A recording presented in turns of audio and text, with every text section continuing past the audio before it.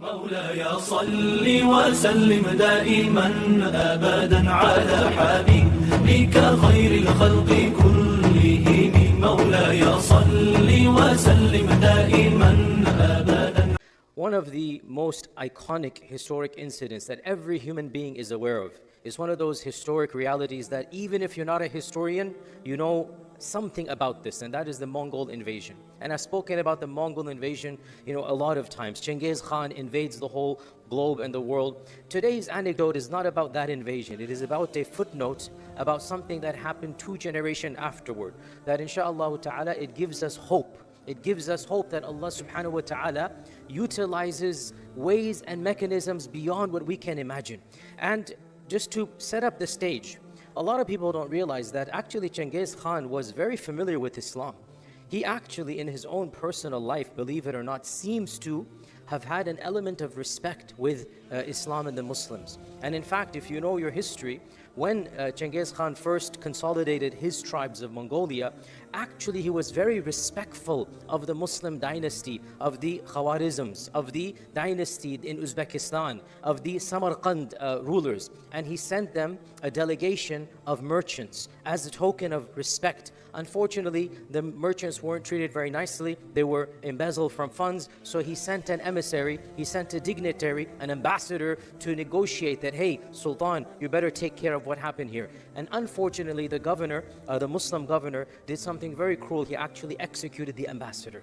And that is what triggered Genghis Khan to invade the Muslim lands. All of this occurred because, fact of the matter is, our side did not live up to international treaties and protocols. Actually, Genghis Khan interacted with Muslims and he was respectful of Islam. Even later on in his life, he didn't have a grudge against Muslims per se. And I say this because the story actually deals with this incident or reality. And that is that after the death of Genghis Khan had consolidated the largest empire known to mankind. It literally, the entire Eurasia, the entire Russian empire, along with much of Europe, along with much of even aspects of the Muslim lands, he had consolidated into one.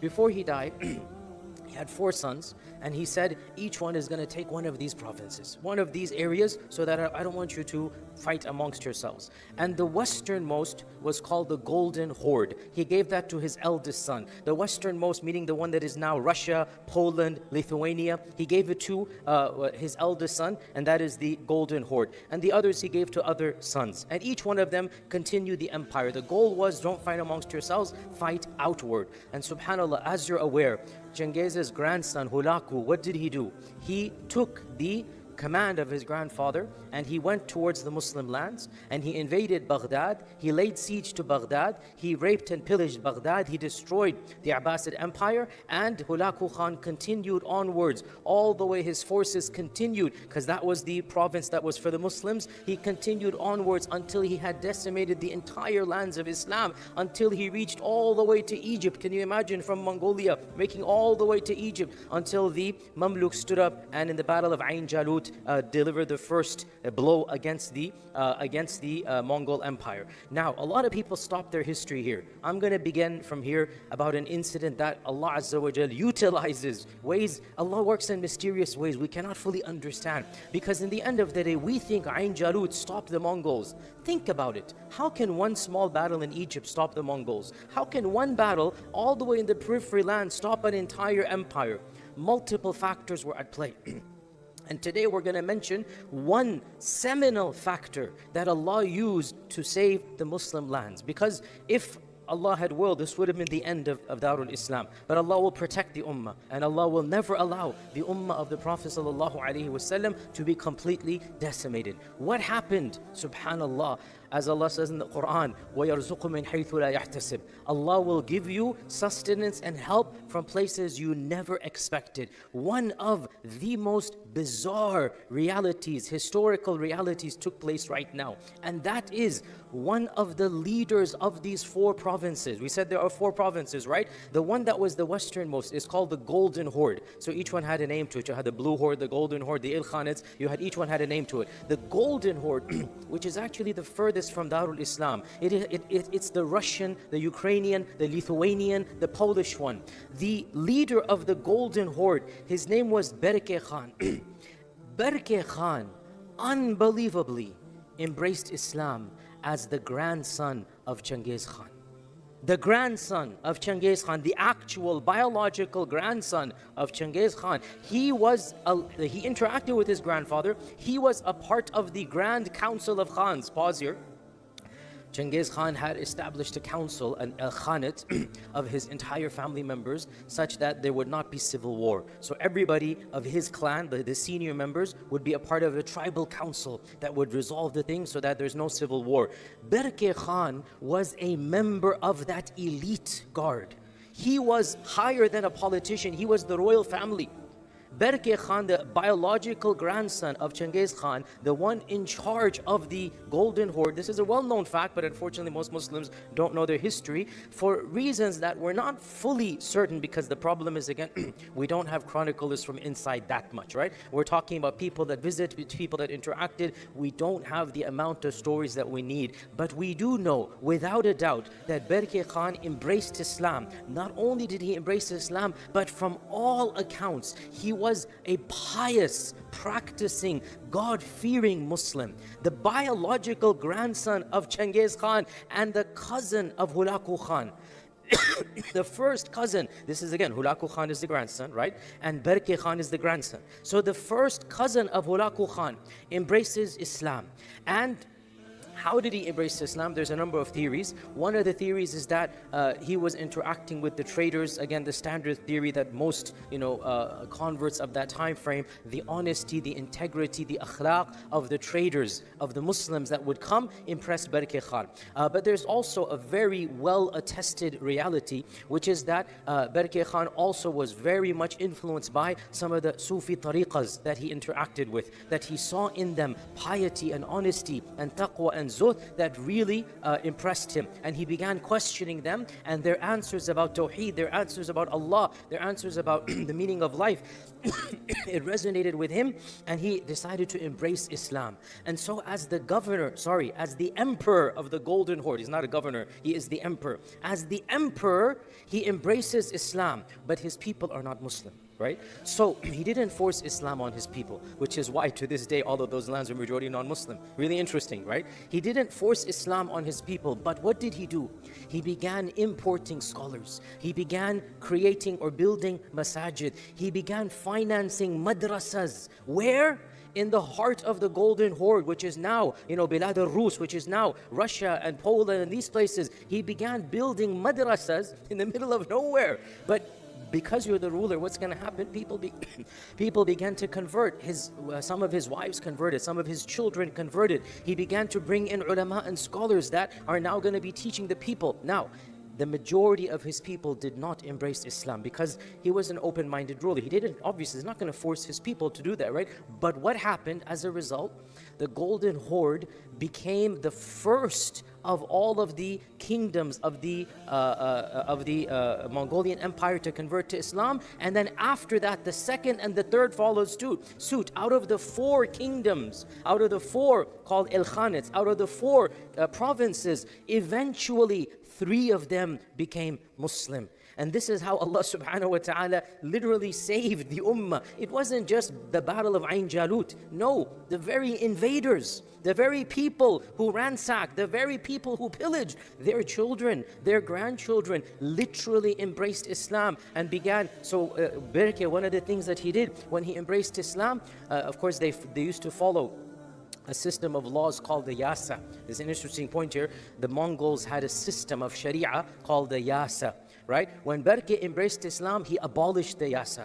And he said, we're going to establish the Sharia in these lands. So he started establishing the Sharia. When Berke embraced Islam, he said, from now on, no more temples are going to be built here because they used to be pagans. He said, no, we're not going to finance any temples. So he began building masjids. Some of the masjids that were built in that time frame, maybe not the original structures, but some of the remnants of those structures are still present to this day. More than 1,200 years ago, the ones that he founded, obviously the exact same structure has been modified, but the same location, the ones that he founded are still over there to this day. And when he converted as well, one of the things that he did was that he established ties with multiple Muslim provinces, principalities of his time frame. Subhanallah, what an irony here, that when his cousin invaded Baghdad, he had already embraced Islam, but his journey to Islam took a while. You can imagine, it's not going to be one day. He was already a Muslim, and his cousin Hulagu has surrounded Baghdad.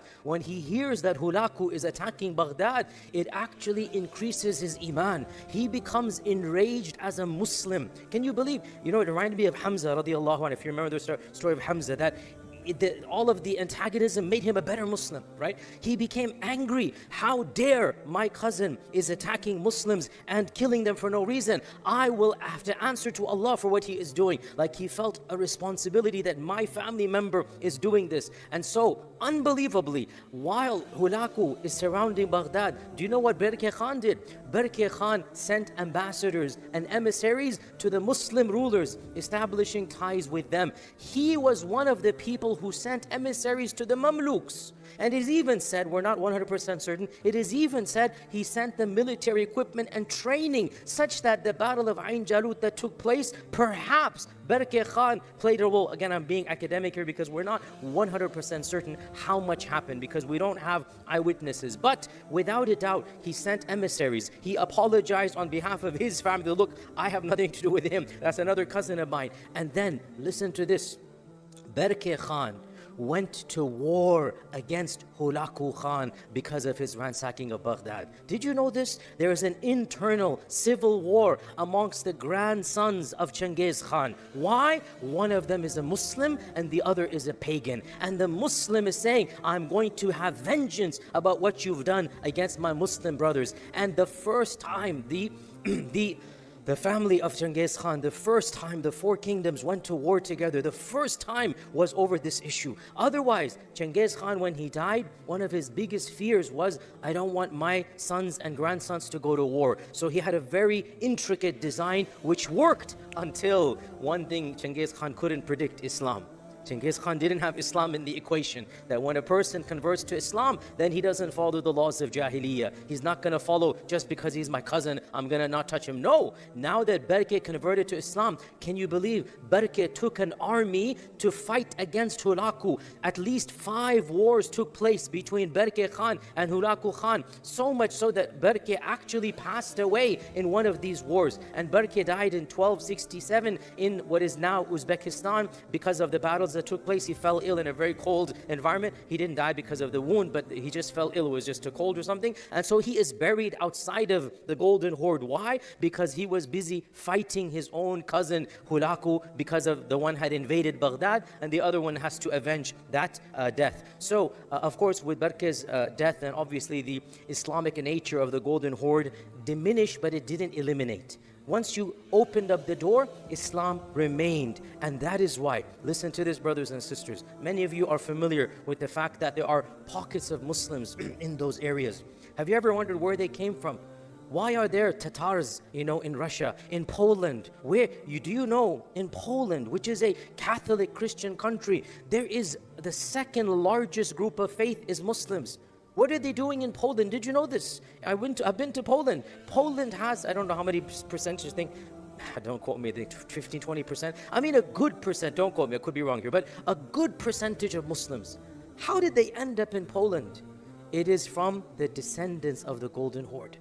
The descendants of some of them are the biological descendants, and others, because the safe space was created, the Muslims came there, and so those people, because of Berke Khan, they were the ones who had remained up until now. In Russia, over 5.5 million Tatars. The Russians call them Tatars. Right? So there's Polish Tatars, there's Russian Tatars. Those Tatars, where are they from? What is the origin? They go back to the Golden Horde, this time frame of Berke Khan. Perhaps some of you are even familiar with the famous the Bulgarian Muslims, right? Now, the Bulgarian Muslims is a bit more interesting story. The Volgar, in Arabic, they were called the Sajaliqa. They were a race of the Slavs. The Bulgarian Muslims converted before Berke. But when Berke ruled over the Golden Horde, these Muslims came under his rule. And so he was the one who allowed them to flourish, brought them teachers, made mosques for them. So again, to be accurate here, the vulgar Bulgarian Muslims, they were Muslims before Berke Khan, but their Islam had diminished. They had almost forgotten their Islam. Berke comes along, and because he's a Muslim, he revitalizes their Islam, and he allows them the flourishing. To this day, there is a community, believe it or not, in Bulgaria, out of all the places, there is a community of Muslims. Now again, this is predating Berke, but Berke was the one who fortified, built masjids for them. You will find masjids that Berke basically financed and helped because of the fact that he had embraced Islam. And so the point being that, subhanallah, how bizarre, but this is how Allah's qadar works, is that how could the Mongolian invasion be stopped? From within their own ranks, they went to war. From within their own ranks, Allah subhanahu wa ta'ala created one of his own grandsons who stood up and said, no, you cannot do this. You are hurting and harming innocent people. And so instead of fighting outward, Berke turned his army inward. He went back into Mongolia, fighting towards the very people where he came from. And civil war took place amongst the descendants of Genghis Khan. Why? Because one of them, as a Muslim, said, I cannot allow you to do this. Now, in that battle, in that series of battles, a lot of damage was inflicted. However, nobody came out the victor. But what it did do, it stopped the onslaught of the Mongols. Because now they're battling amongst themselves, so now they're no longer fighting outside. And then with the death of Berke, and then even Hulagu died after this, so then it kind of impeded the progress.